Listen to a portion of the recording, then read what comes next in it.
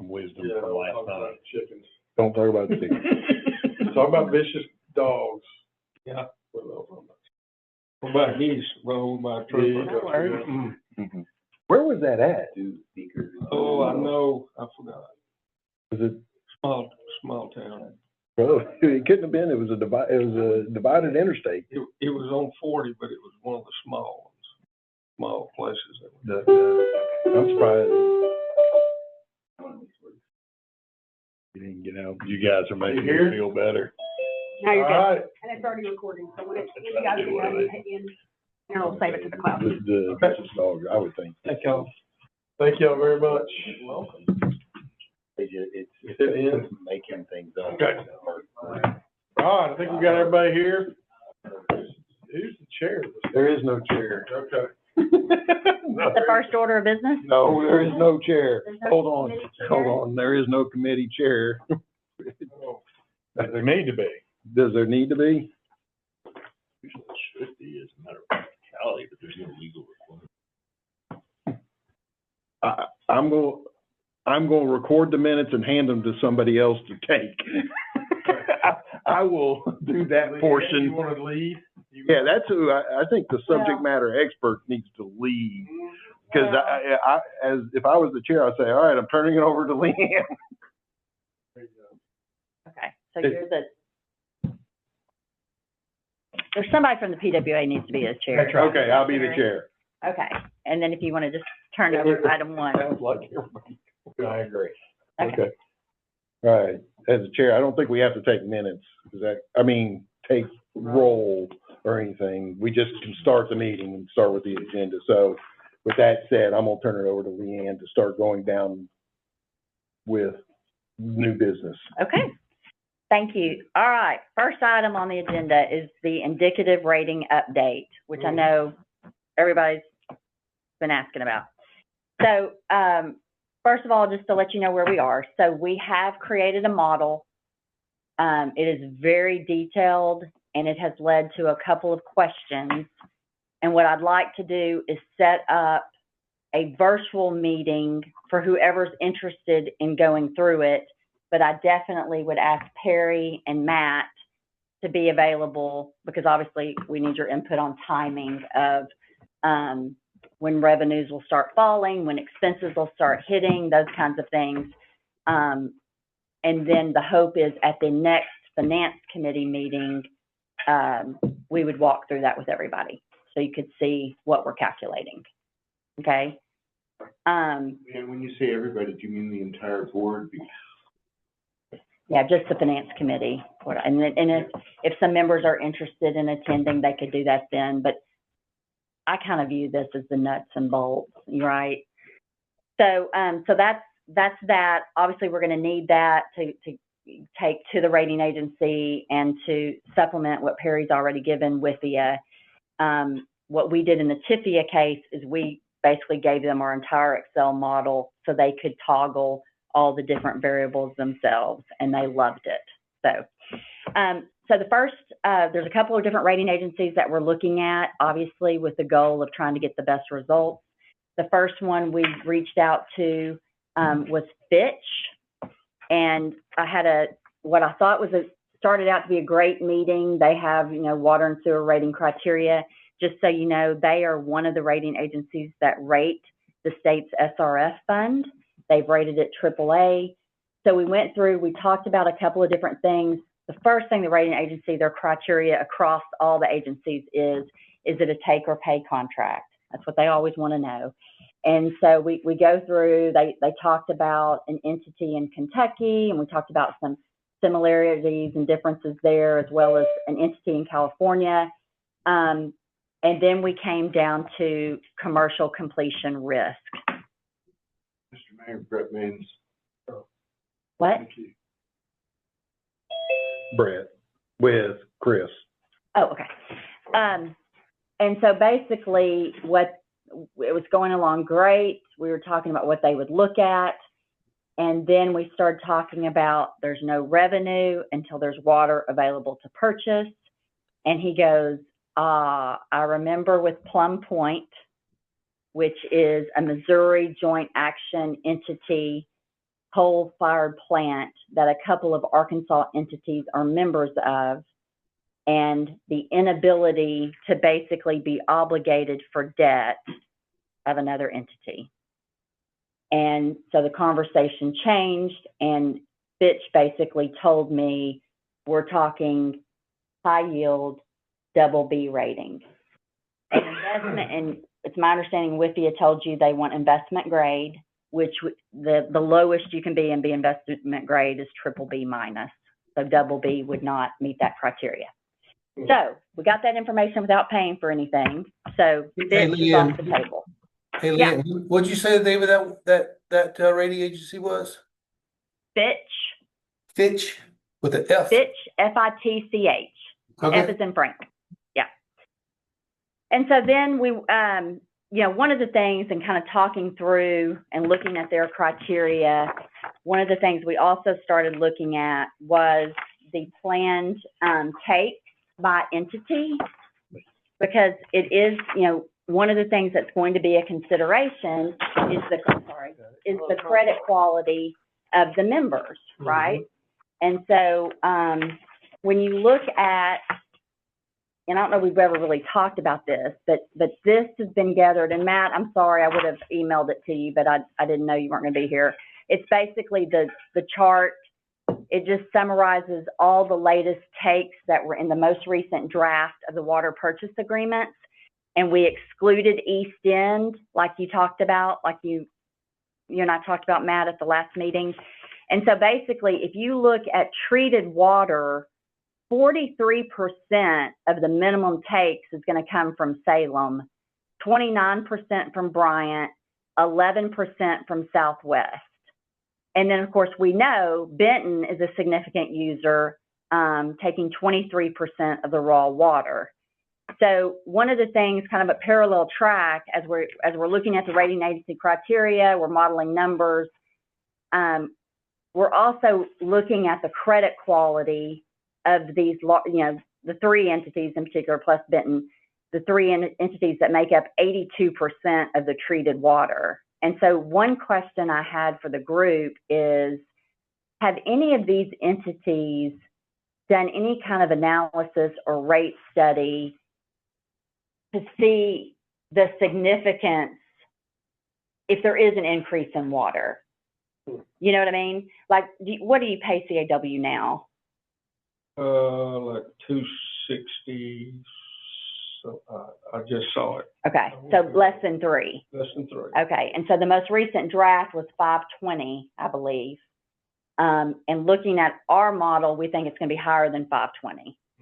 And so one of the questions in analyzing the members who are participating is their capacity to pay that higher price. So I just throw that out there. We're not asking for anything today, but I think that's something we're going to have to look at as part of this indicative rating process if we get that far. That's one quick question. Sure. Their price per relative to what year? Relative to what? What year? Good question. It's a good question.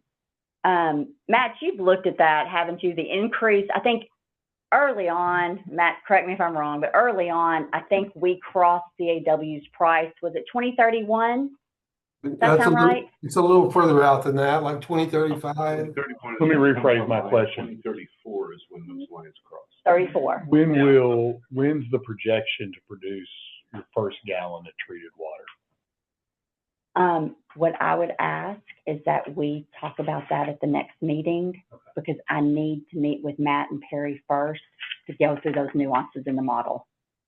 Because we just made some assumptions for our first run. I guess what I'm saying is the capacity to hold a higher rate, I think, is very much what date are we talking about production. A gallon of milk today versus a gallon of milk in 2032 is much different, right?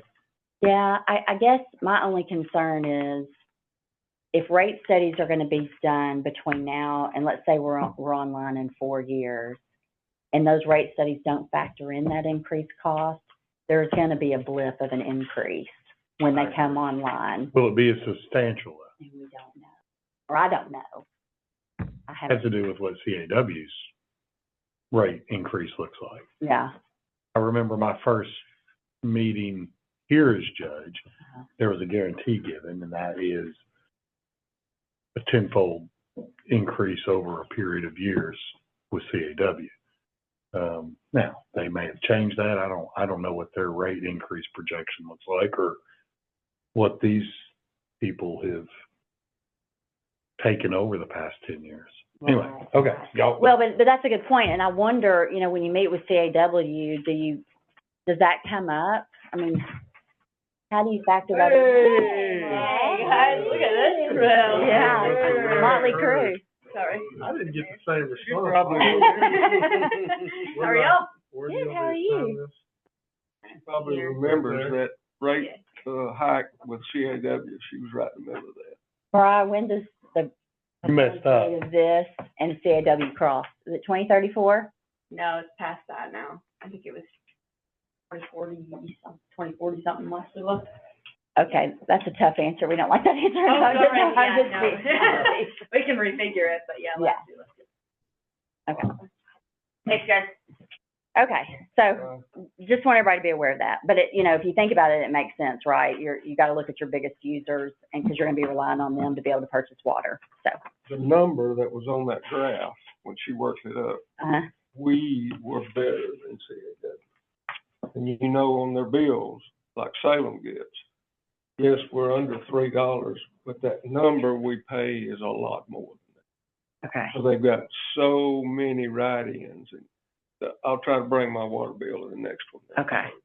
So you're saying there might not be that much of an So increase? It's not just a flat bang, less than $3. Gotcha, You gotcha. got all kinds of add-ins in there, and that pushed that number up to 570. Don't hold me to this, but I may not have it with me, but Matt has it, I think, and I do. Yes, Apples. we've got it Yes, all in Yes, call. sir, 575. I believe that's right, Counselor. That's what the CAW number is? Oh, Ours. Apples to apples, but then CAW has 1,000 charges it. Yeah. He's saying lots on as well. In a couple of years, we're gonna be right there. We'll be Okay. right there with it. As long as we're around $6, don't hold me to that. yeah, We're close to that number, we're gonna be right there with it. okay. Probably. That's good to know. That's good to know, 'cause, yeah, one of our scenarios was about 6. Okay, I have the graph So up and then- it shows we're hitting their CAW would hit $6 in 2036.5. 2036? Yeah, 2036.5, somewhere in there between 2036 and 2037, they'll hit $6. I think the one we've got on paper may be before that, Brett, but I'm not sure. What Matt did was take the historical increases and just do a dot graph. and just Yeah. Go on. I mean, it looked well supported to me. Yeah. Okay, perfect. So then so going through Fitch, so then we moved to S&P, and we've actually, we're in the process of looking at some information they provided us. There's actually a comparable entity in Florida that was a startup that did something similar. Again, the Arkansas law may be an issue, but we don't know yet. So that's where we are with indicative rating, is we're going through the S&P criteria now and that example they gave us and comparing it to our scenario.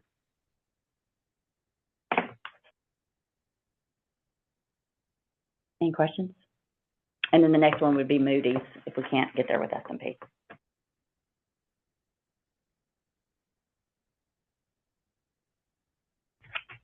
Oh, good. They're tough. I know some others, Moody's, I can tell you some others that, we just went through it literally and we got an A1. When it's, I mean, they said I needed 300 days worth of cash on hand. Dear God. Right? Sounds like you opening up a library or something. It's literally in their documentation. They said that, and they also brought up the, our population, Yeah, it's just unfortunate. income. Yeah, you just kind of the middle America put. I mean, they don't really take into account cost of living. And so they just look at income. 300 days cash on hand. As they said, that might get me up, because I was looking for potentially getting to a AA, because I had to buy insurance to help in my refinance, just like, and they were like, well, here's the things that would have helped you. And they brought up, those were the two things, more cash on hand and, somehow improve the economic, Socioeconomics of your, yes, of my community. And my customers were like, okay, I don't know how to do that.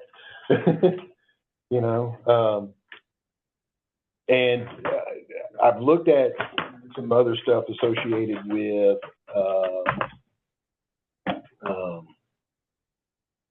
and I can't remember who it was, but it was a joint action agency out of Illinois. And actually, I think S&P rated them higher as a group. They were talking about how great they did. Moody's, they were the same as I was, but S&P actually came in at investment grade. yeah. So I was kind of, Yeah. like, well, okay.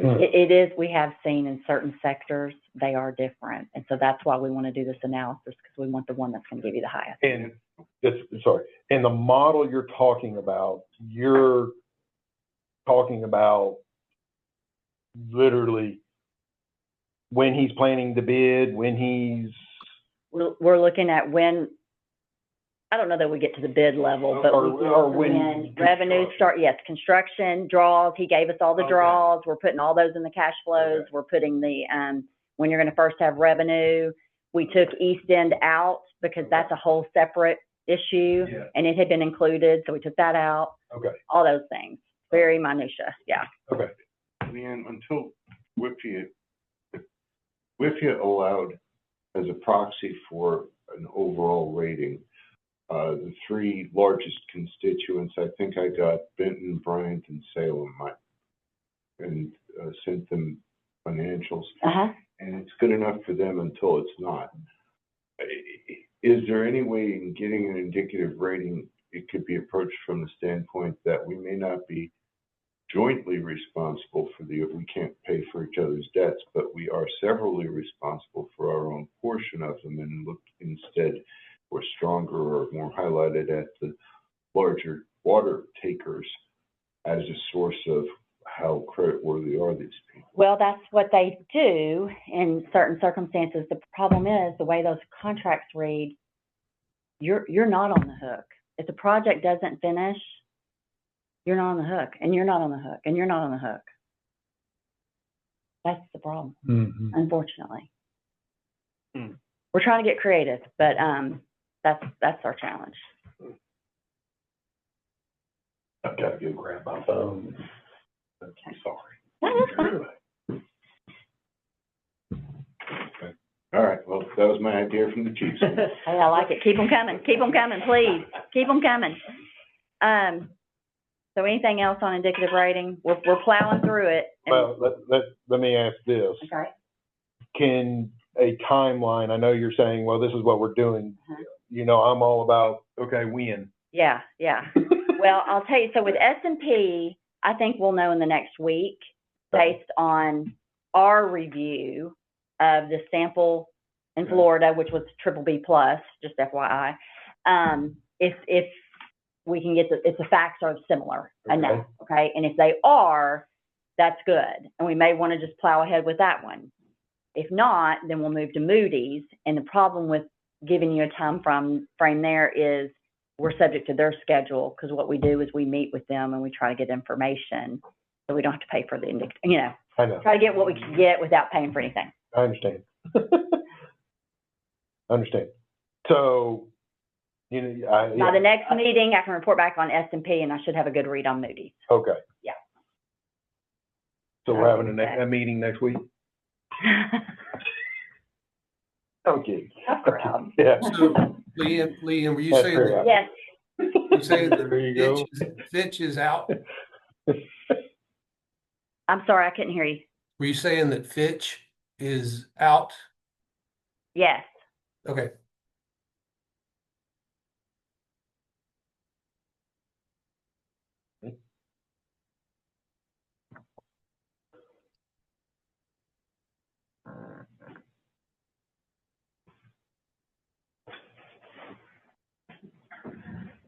course, surely there's a volume. There we go. All right, Fitch is out. Now we're looking at S&P. Yes.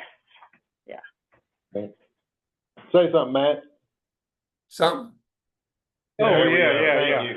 Better, yeah. All right. Do we want to go ahead and move forward with the GEO bond, going over that and discussing, because again, maybe give us I don't even understand it. So maybe an overview of what the GEO bond is, how it works, and then. Okay. So,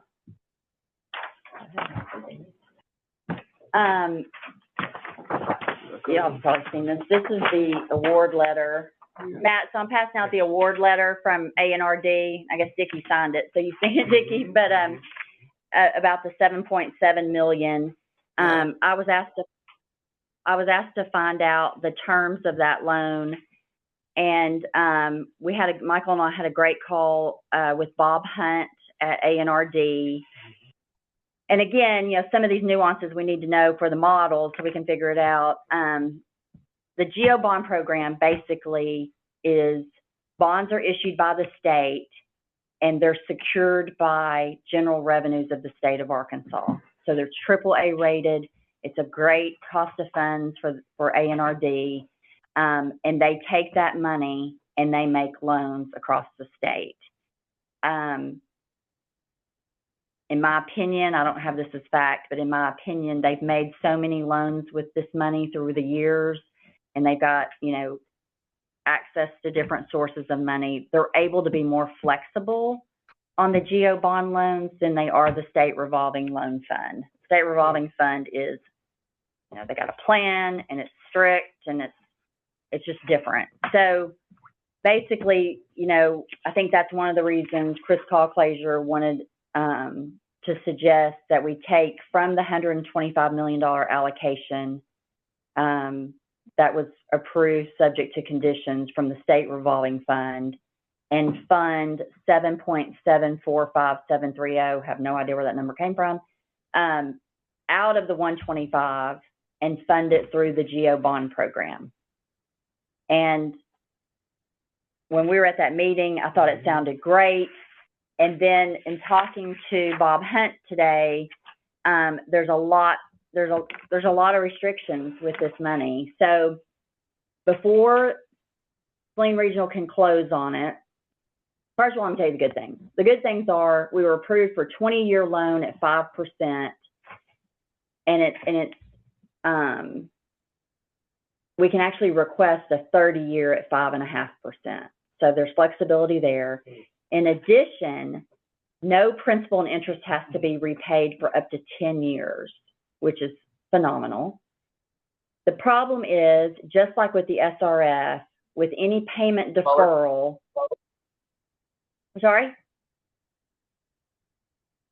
any payment deferral, you basically have to pay monthly interest, and if you can't pay it, then you capitalize it, just like in the state revolving fund. And that reduces from the 7.7 million what you have available for project funds. So we ran some numbers and just said, okay, what if we don't make a payment for 6 years? I think it was 6 years. And basically the 7.7 million, you end up eating up like over 3 million of it with capitalized interest. So it only leaves you 3 or 4 million for projects. Now, the good thing about that is we might need that flexibility, whatever. But the fact that originally we didn't think the capitalized interest was deducted from the project number like it was in the SRF, and he said that it was. In addition, the approval says your loan terms are contingent on full loan closing, including first disbursement of funds on or before 12/1/26. So we asked, what does a full loan closing mean? And he said, all financing in place, all permits, all plans and specs, all checklists reviewed by A&RD Engineering, and all easements. I said, okay, what if that's not going to be ready by December of 2026? And he said, you can request a waiver for the items that you need, and include the date you want and why it's needed. And then if it's approved, then that closing date would be moved. So, that's that. Yeah. Well, if we're going to run out of funds at about the time, give or take $1 million, Sure. that run out of easements that we need to get, this would be more useful as part of the actual construction package as once we have full financing approved anyway. We're not going to need this before we actually stick track hose out there, are we? I don't know. I'm trying to avoid capitalized interest. Yeah. That may be a way to avoid some of that, is that You mean basically spend the WIFIA money first, is that what you're saying? Are you saying spend the WIFIA money first? no, I'm saying just wait to take the loan out until it's actually time, which won't happen by then, but we don't need it any sooner, so I'm saying. Yeah. So are you gonna put together that package that asks for the waiver to let us go to next spring or so? Am I being told to? No, that was a question mark there. Yeah, because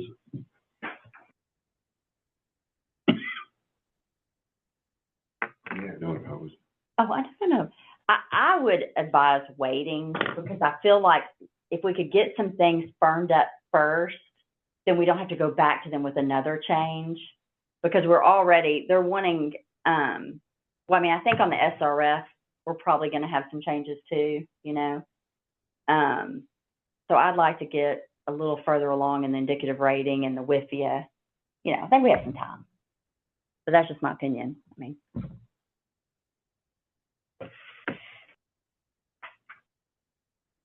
Does that answer the questions on the GO bond loan, or is there anything else I need to find out?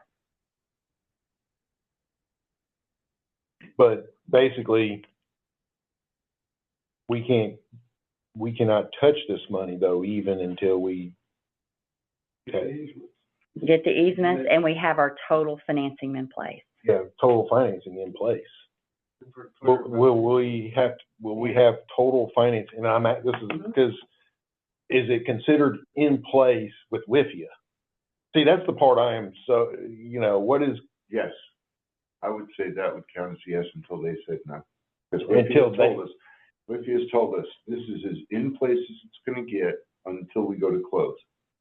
okay, You ain't getting no more formal contract than. you would say yes, based I would on have to, your experience, yes. or from your point, okay. Hour and a quarter on the phone with these people trying to pick, the same question 10 different ways, and they said, this is it. You are approved. Okay. Submit your application, submit your $100,000, submit your indicative rating. It doesn't have to be all at the same time, and I do think there's some merit to making the application and paying the application fee sooner rather than later so that they remember we exist. I would not disagree. The other thing I think we have going for us is there has not been a WIFIA project approved in Arkansas. Really? And I mean, when you look at federal use of funds, it's not very good to leave out Governor Sanders' state. Mm-hmm. You use that at the right time? Make a note. Yes. Well, while we're thinking out, Brett, can you hear me? Question on the easements. About what percentage are we roughly? And I talk to Sean all the time. I've just been out of pocket, and we're doing pretty good. And trying to put some upbeat on that. You talking about Sean, easements acquired? Yes. Let me And then pull. I ask Perry, because I know we've got some we're talking about now that don't want to respond at anything. So probably going to be looking at condemnation. And how long would that take, Counselor, once we do it? Once we do the paperwork? Can we let Brett answer? Yes. Yeah, I need Brett. I'll do the color. Good. Yeah. Sorry, Brett. I really like for anything. Yeah, no worries. Let me pull that up. On the preparation of easements, we are almost done actually. I sent Perry 10 or 11 today, and then we have about 15 more, and then we'll be done on the preparation side. Mm-hmm. The acquiring side, let me pull this up here. Sure.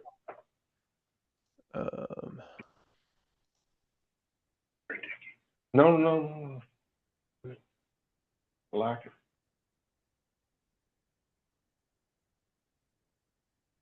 So on the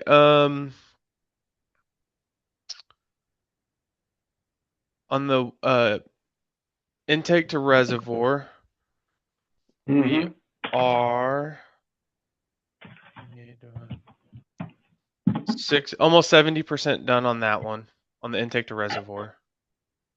And I can tell you, some of those, like the McGeorges, they went turkey hunting, and they said, "We'll see you when we get done turkey hunting." I mean, you know, again, Sean comes and talks to me. You know, you got to make relationships with these people. This is not. That's right. Come get. And when they say, "This is what we'll do, we'll get back with you," you say, "Okay." Right. Yeah. You know, those. I mean, I know, and you know, and again, I know there's the two ladies down there, and I forget their names, but they have a couple easements, but they're in dealing It's with the Kimseys. probate. The Kimseys, they're dealing with some family stuff, and Perry knows about that. We started them a long time. Well, they met with Brett and Sean, and they're all in favor of it, other than there's something going on, and it might end up having to be. It might be easier just to condemn it, just because they're like, yeah, we're all in agreement, but we're going through a probate, you know, issue that you wait until that's completely done. No. Yes. If you're still in a probate, you can petition the court to sell property. All you have to do is demonstrate you're not short selling it. If that's really what's at bottom, they can get through. They can break through that. Okay. Did Debbie Dixon tell us that we can't do condemnations and receive SRF funds? At first she did, and then that question was pursued. Okay. Maybe this last time, Uh-huh. and they kind of said, well, maybe not. That's maybe not just right. That's Well, what my take. Can I clarify Matt, that? go ahead. Yes. Yeah, SRF money cannot be used for easements at all. I should say, if they are, that's very difficult, and it's a lot more expensive because you have to go through some standardized EPA something process, and she highly discourages it. But geo bond money can be used for that, but according to what you said earlier, it's not available. But if we do have condemnations, that doesn't prevent us. It doesn't taint the project where it's not eligible for SRF. No, ma'am. No. Okay. No, but here's the conundrum. If we have to have all our easements to get geo bond money, how is it that we can use geo bond money to pay for condemnation?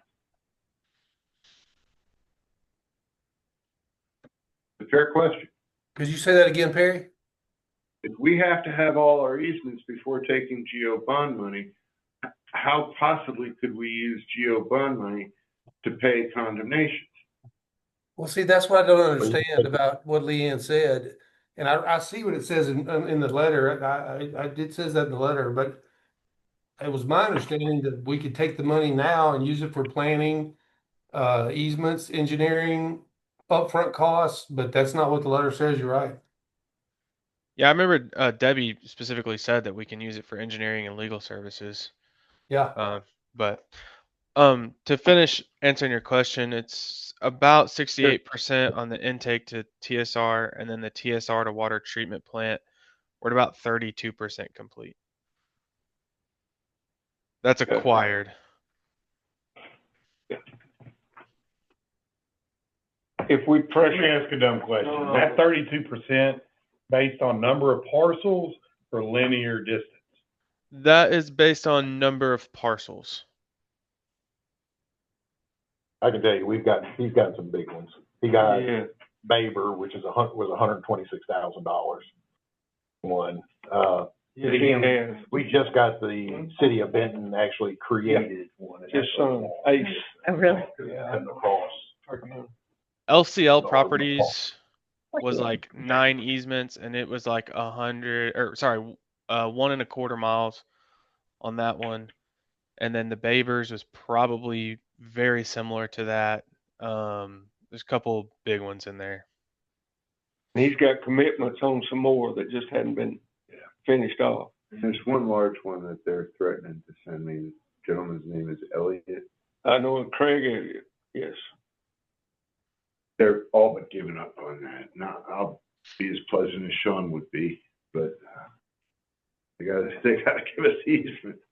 And that's gonna give us, what, 3/4 mile of easement? Mm-hmm. I think he's almost lacking one. I think he's going almost half from 70 all the way to Mountain View. Yeah. Yeah, there's lacking 2 on that, Mr. Man, I can't remember his name. He's a developer there in Benton, and then Mark Carter. Yeah. Yep. That's right. Yeah, Duke. Duke, Mr. Duke. Yeah, that's it. And they're talking. Well, he said I'm gonna let him think about it a while. he talks to them, they get mad at him, and he says I'm gonna just step back, wait a week or so. And I like the way he does it. And then he moves on, he goes and does something else, and then has to come back because they, what's bad is because that gentleman, he wanted the whole thing shoved on, and he's like, look, then it was shoving 25 feet onto Baber. And he's like, look, we've already got it. And Baber just gave us this much, 100% of his. So it's just, that is yes. I think one of the things I was going to talk to Sean about is literally on these, he won't be able to do it tomorrow, but potentially next meetings, like, okay, where are we at with each individual one? Because again, the Kinsey ladies, they've talked to, and they're all for it. It's just, they're like, oh, this is what we're waiting on. Okay. So, I know I signed a check today for $41,000 for one. So they're still happening. Our goal is still to get these done before Yes. New Year's. Yeah. At the end of the year. Okay, so, and that kind of goes to the next one about the cash flow projection. So by 12/31, we need enough cash to pay for all the easements. Is that fair? And how much do we think that'll be? Brett, do you know? Yes, remaining on my the last month, I haven't updated this yet. My goal is to do it in the morning. Remaining to purchase was 1.9 million, 1.99. So basically 2 million. Okay. That's overall. And that's roughly the balance in the county money, right? Got 2.7 in county money still. Has to be spent by The end of the year. Yes, sir. Ball dropping. Yes. Yes, sir. It will be spent. And then, How long after you send a letter or condemnation to? Right. Yes. They have 10 days to accept or not accept. Or go to court or whatever? Typically, I'll use those 10 days to draft a complaint instead of waiting to day 11. It may be a little less efficient if we end up not having to use it, but it's great if we do. And we're filed within, if everything goes wrong, 3 weeks of sending that letter. And that's the time we need the check cut and deposited into the circuit clerk's office. I can give them longer than 10 days, but the law says 10.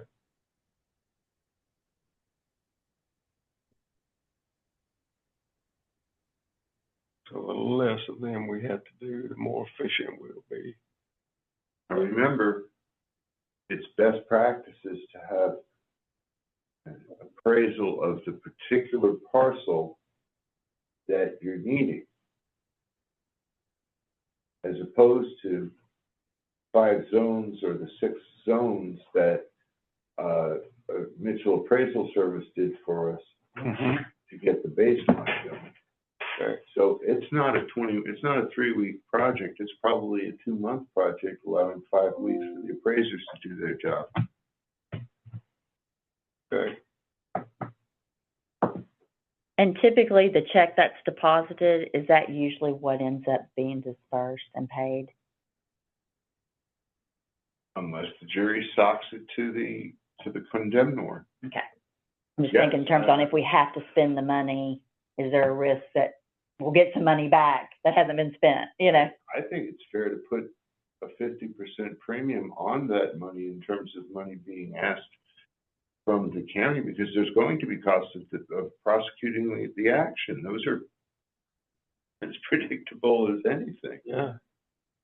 Now, it's up to you all, but there's no way you file a complaint and then it's, you know, the legal fees and the court costs and all that just stop. That has to be accommodated for going forward, even if we're trying to put off, and I really think it's just bad press to do that between Thanksgiving and Christmas.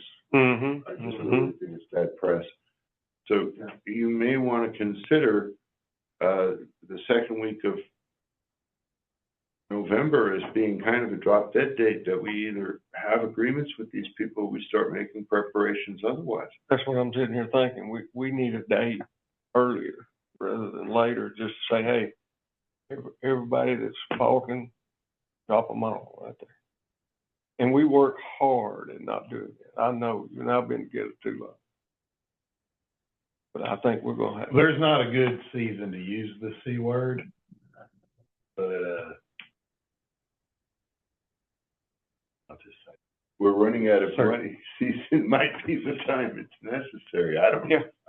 And I'm gonna ask a question, and this is gonna be an ARPA question. If we spend the money in, does the money have to be dispersed out of the account by December 31st, 2026? Or does it? Certainly seems that way from their answers. I keep waiting for if you request a 90-day extension, it hadn't come. And the reason I say that is because it had to be obligated on a certain date. And their definition is it has to be expended by the 31st. Okay, expended from them, not by us. That's the key. From y'all. That's okay. That's just, I just wanted to. All right. So but back to, and you might have to meet with the cash flow. This was all started by the cash flow. We need to, I know Rhonda, within the financials she just sent, gave some monthly expenses. And Matt actually called me, said, hey, that needs to get readvised because his expenses are going to go up because of engineering, for electrical engineering, mechanical engineering, structural engineering people for the plant itself are going to go up some. So, we'll look at, we might end up spending the 2.7 million prior to the end of the year based on his expenses. Well, if we spend all that and we haven't gotten all the easements, then we got to find money to get the easement.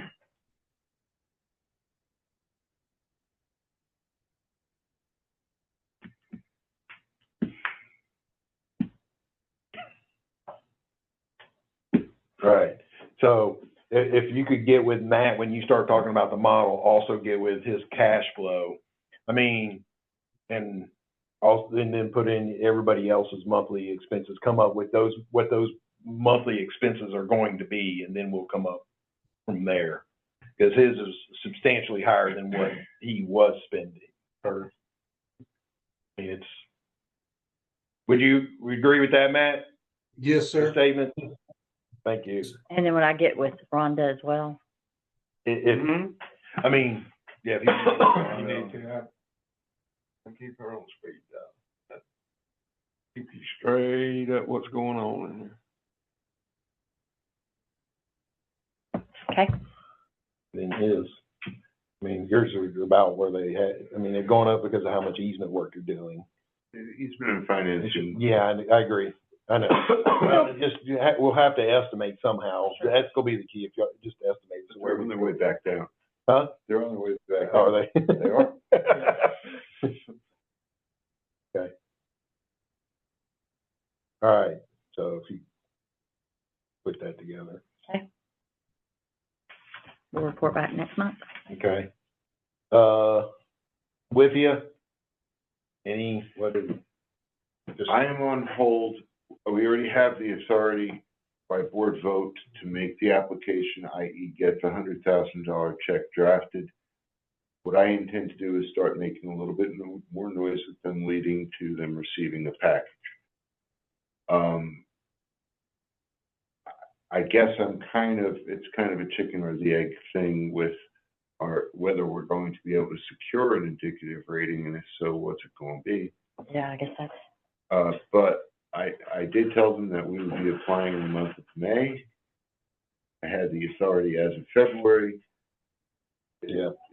So What happens if we apply and pay the $100,000 and all the indications are we'd be below investment grade?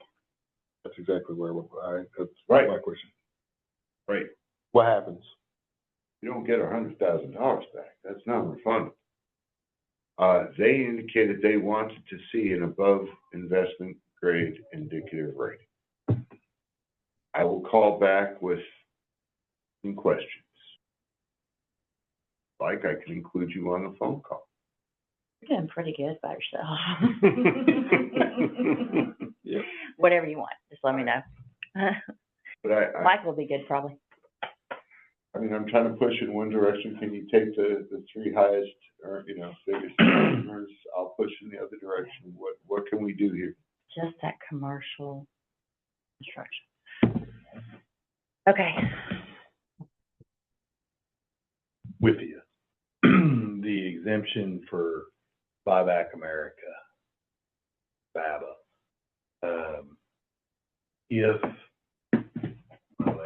If the directed federal dollars, the earmarks, are awarded, do we know that that won't mess up our exemption for with you?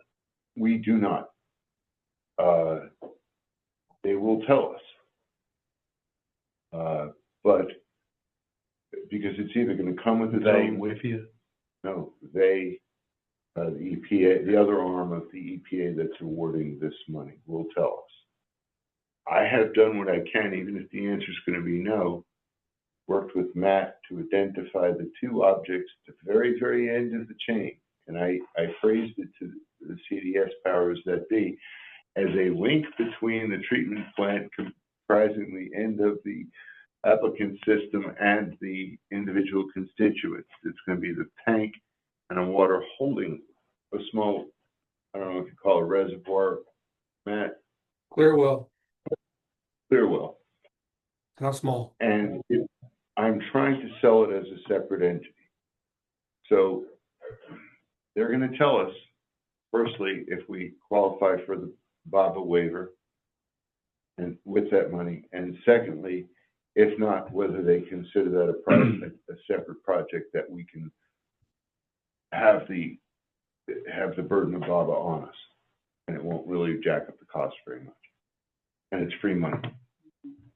So I understand infection is the largest concern. A second largest concern would be we don't want to turn away money that Senator Bozeman has fought for. But in Bozeman's office, everyone in that office that I've ever dealt with, and I've dealt with 3 of his assistants so far, they all know we cannot take this money if it infects the whole project. The EPA is telling them that they've never seen anything like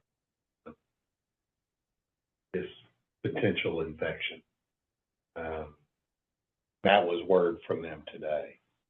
You know, they've put us in, y'all aware for how much? They put us in for 15 million. And man, that could be our wonderful parachute, or at least if we don't infect our WIFIA money, and it ends up being counterintuitive to take it. But we don't know, the congressman, I mean, Bozeman doesn't know who can grant the waiver. Or, I mean, EPA granted the other waiver, right? EPA. You got more recent information than I have. You spoke to somebody today.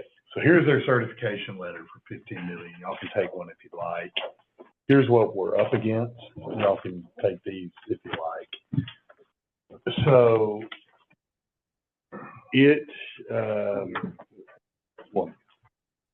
those are all the requests they received, the second one, which is those made a cut to get into the request.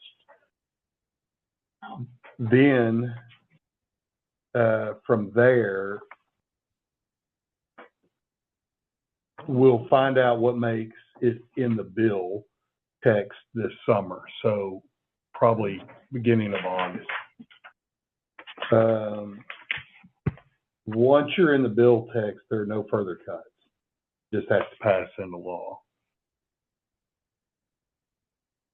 I'm waiting to be reminded of when will that drop into a bank account if we get through that. And I feel like I've heard different dates, but one I'm thinking it's probably not going to be till October. But I'll get that verified. Even if they come back on the second cuts, you know, I think it would be reasonable to think 7.5 to 10 million of ours gets through. The timing's obviously extremely important. I also believe, and I may be wrong here, that our geo dollars, once we take those in, that chips away at our SRF. It does. It does. That's correct. I'll make sure Yeah. I agree. No, you're right. Judge, I don't see it on the first list, the one that says certification. I'm looking for in supporting Hey, guys. Arkansas Priority. It's in Yeah. there. It's in there? Can I share something? Yes. I've been sitting here texting with Debbie Dixon because I wasn't sure. And I said, I'll just read you the text stream. It says, I put, can we pull down the GEO bond money now to pay for preliminary costs like easements, legal, engineering, etc.? She says, once the loan is closed, yes, this requires a bond issuance similar to SRF. And she's talking about closing the GEO bond loan. Friday Firm was aware of the program requirements to issue the bond. And I said, even without having the whole project funded, she said, we need a final description of the project cost and a proposed repayment schedule based on estimated future revenues. And I put, we'll still be working on funding SRF and WIFIA. She says, once we have that, I can review with Chris to see if we can move forward with loan closing. Pretty sure it's possible. So see, if I think, if we prepare that, A&RD for you. what's that, Leanne? That's A&RD for you. Yeah. Well, when I heard you say Bob Hunt said that, I wanted to go back right to the horse's mouth. So, Yeah. Debbie had him call me though. So okay. That's interesting that his message is different from hers. But I think if we show a pro forma like we can do and say this is our anticipated, loans and repayment schedule, I think they'll let us pull that GEO bond money down now to continue the stream of funding when the county's money runs out.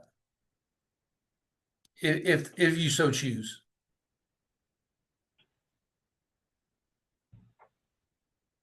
That may help the cash crunch. Yes. I would, yeah. Hopefully by then we'll have the model done, so we're giving everybody the same numbers. because all the numbers I've seen are different.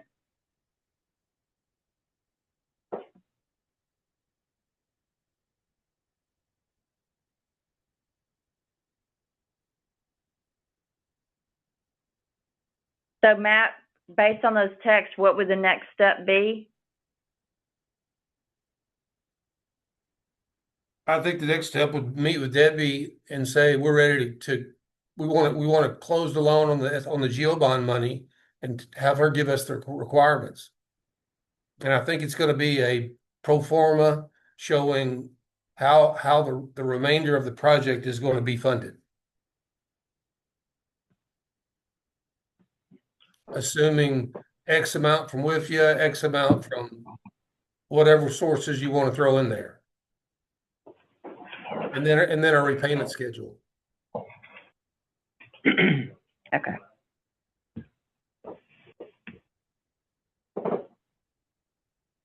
Do that. Okay. Sounds good.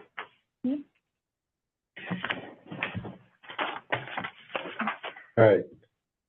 So here, I'm gonna ask some questions. So, because again, you just got some recent news on this portion of it. So this has been submitted for 15 million, but we still don't know if it's going to be exempt from BABA.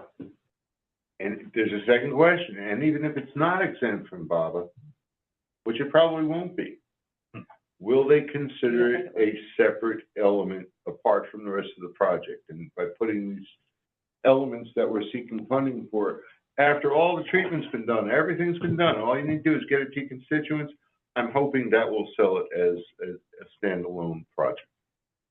Even if you could get East End on and attach where that would generate revenue, you know? Okay. All right. So there's two potential side doors there. And we won't know that until. Just need one of them. Yep. Right. No, we won't. All right. This came up at the last meeting, the bond underwriter. Do we need to go ahead and look at hiring an underwriter? Do we need to go ahead and go out for an RFQ? You don't have to do an RFQ to select an underwriter, but would it be in the best light to do an RFQ and then look for, qualifications and then go ahead and select an underwriter? Do we need to do that now, or do we need to wait, or do we wait on that?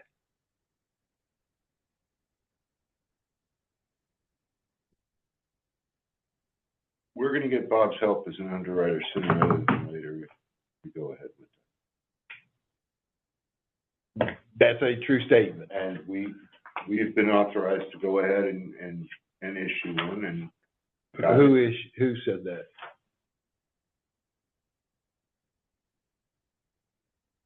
was that not voted on at the last board meeting?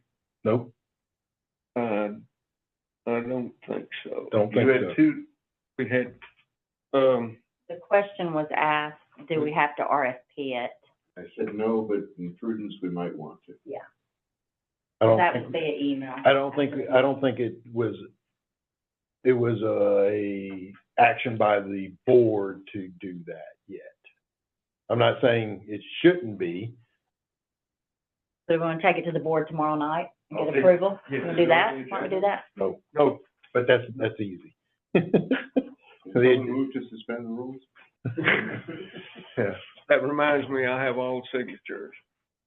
Bless you. so, Okay. and we're gonna issue an RFQ. I'm asking, I heard RFP. Oh, No, That's why I'm like- Submit an RFQ, RFQ. okay. You guys want to take a look at it so I can? No, if you want to send it out before the meeting, it would be good for everybody to have a chance to look at it. And I mean, not just me. Hang across the table, kind of said. I guess I'll scan it in and send it out to the board members. Just, I'll say, hey, late notice, sorry, this came up during our finance meeting. And this is something we'll add to the agenda. Yeah. Okay. We had that at the meeting. Yeah, I know. We had, But we didn't vote on it. we did not vote on it. We did not. We talked about. I don't think this was not passed on to all the board members. You might have had it. No. No, it It'd didn't. be great if it might be passed on to the board members. I'll get it done first thing in the morning. Committee's recommendation. And I don't have an issue with that.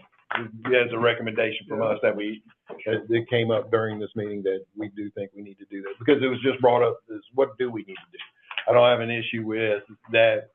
It's the recommendation of this board that we issue an RFQ, so. Yeah, I don't think it's technically necessary, but I also think you're in a better position defensively if somebody gets upset about it. I agree with you. Before we leave the subject, I was gonna give these to you today with the signatures on it. I'll bring them to you. I want you to look at them. Okay, look at this, he's doing it with witnesses. Yes. I don't forget. Sorry. No, you're fine.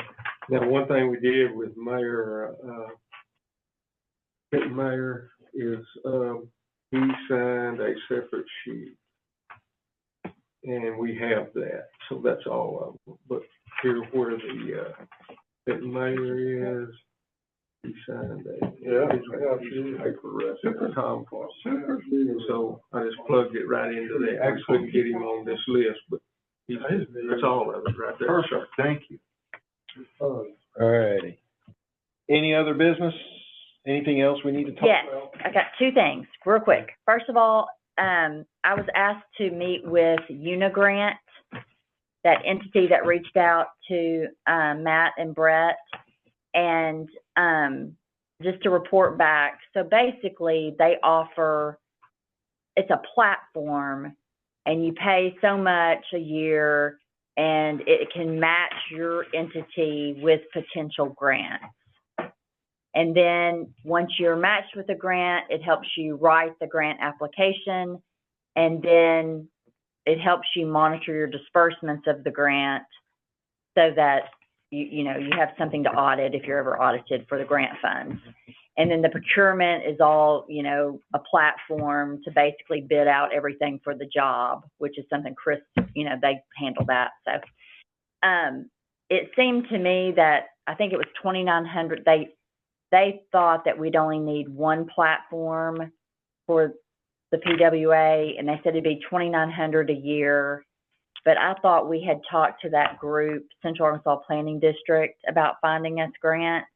Mm-hmm. So I thought I might circle back with them and just kind of ping them and see if they've chased anything, if that's okay with everybody. Sure. I don't have a contact name though, does it? Yes, I don't think I have it with me. Okay, I'll follow up with you. Leanne, Brett met with them in person. He could probably help you with that. Yeah. Yeah. Yeah, I've got a contact name. KPD? Yes, ma'am. Oh, good. Okay. Yeah. I can send you their contact info. I will say, and you're welcome to reach out to them and do whatever you need. They said that there's really nothing they can do for the Saline board itself. They can help each of the individual entities that are, like, basically she's like, send all your mayors, and they can help with other things like that. But you are totally welcome to reach out to them and try again. Oh, no, I mean, no, I didn't realize you had spoken to them. Yeah, it's interesting because they came to one of the PWA meetings and said they could help us. Mm-hmm. But it was mostly for most of the mayors, and it's in places that qualify as low income. And there's she has a list, and it's just like, she says, what city are you in? And you just click, tell her that city, and then they decide. Honestly, I'm not sure if they understand the magnitude of what we're doing. They're used to getting like $50,000 sidewalk project grants and things like that. That's my thinking. Okay. And then the last thing is, Matt and Perry, and I'll just send it to the group, and then if one of you want to attend, so we don't have to make it public, I'd like to ask for a virtual meeting, Wednesday, June 10th in the morning, if possible, to go through our model and talk about some of the nuances, if y'all are available. But I'll follow up. I'll circle back with you. And then that way we'll have something to show everybody at the next meeting. Hey, Leanne, I'm gonna be on vacation that day. I'm gonna be out Is that whole week? that whole week. Where you going, Matt? Costa I bet you they have Rica. cell service. It would be nice if they don't. Yeah. I could do it that week or the week earlier. We can't next week. My analyst is gonna be out, actually, that needs to be involved, so we'll have to follow, I guess, the week after. So I'll circle around with y'all. Okay. Okay.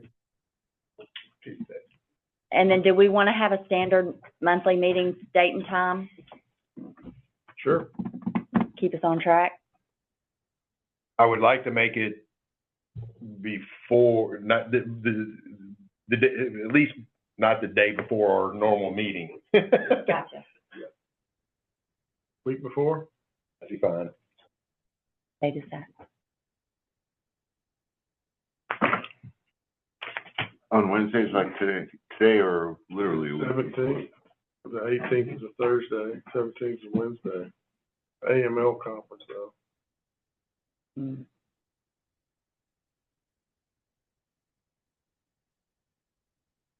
Should we do the 16th? 9th to the 10th, maybe? Any of those work. We won't have time to go through the model though, on the 9th or the 10th. You won't have time, you say? No. Okay. 16th?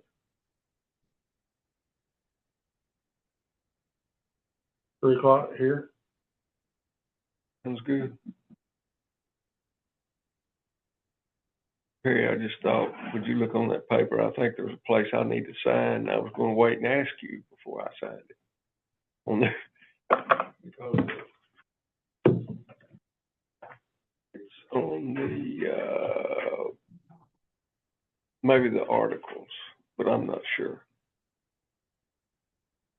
But All right. it'll be the first one. Who, do we need Rhonda at the meeting? Or no? Yeah, no, okay, but Matt, yeah. We'll take Brett if that's what. Brett. Either way. Yeah. All righty. All right. Thank you. Guys. Thank you. Thanks. See you guys. See you. All right. Are we